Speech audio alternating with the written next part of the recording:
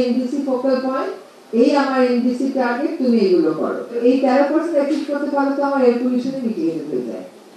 আমার একটা ছোট মতামত হচ্ছে যে গোলস, টার্গেট, সেক্টরস ঠিক আছে, কিন্তু আনকন্ডিশনালি আমরা কি একটা অ্যাকশন প্ল্যানও রোল আউট করে দিতে পারি? যে কোন মিনিস্ট্রি থেকে কবের মধ্যে আমরা কথা বলে একটা লিখিত আন্ডারটেকিং নিব যে আমাদের কোন কোন পলিসি কবের মধ্যে চেঞ্জ হবে।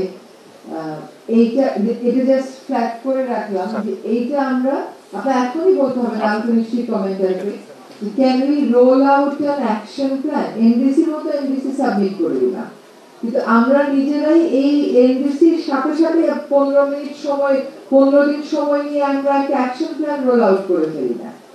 কারণ আপনি এফরেস্টেশনের যেগুলো চিত্র আমাকে বলছেন, আমি তো বন বিভাগের দায়িত্বে আছি, আমি তো অত ওভার এনথুজিয়াস্টিক হতে পারতেছি না। বিকজ এটা তখনই সম্ভব হবে যখন আনক্লাসিফাইড স্টেট ফরেস্ট গুলোর উপরে বন বিভাগের একটা কর্তৃত্ব আসবে। যে আনক্লাসিফাইড স্টেট ফরেস্ট বন বিভাগের কর্তৃত্বে আনতে আমাদের তো লিখিত একদম স্টেপস ব্রেক করে দিতে হবে যে এই করব এই মাসে, তারপরের মাসে এটা করব। এটা কাউকে একটা দায়িত্ব দিতে হবে বন বিভাগের যে তুমি এনডিসি ফোকাল পয়েন্ট, এই আমার এনডিসি টার্গেট, তুমি এগুলো করো। মিনিস্ট্রি অফ এনার্জিতে আমরা বলতে পারি যে এটাই আমার এনডিসি টার্গেট, তোমরা মিটিং এ ছিলে, তোমরা কমিট করেছো, এখন তোমরা আমাদেরকে বলো যে তোমরা কবের মধ্যে এগুলো করবা।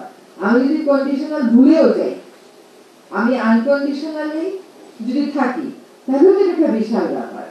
13% তো সোজা, এই 13% অ্যাচিভ করতে পারলে তো আমার এয়ার পলিউশনে মিটিয়ে হয়ে যায় টু আ লার্জ এক্সটেন্ট, তাই না? তো জাস্ট ওয়ান্টেড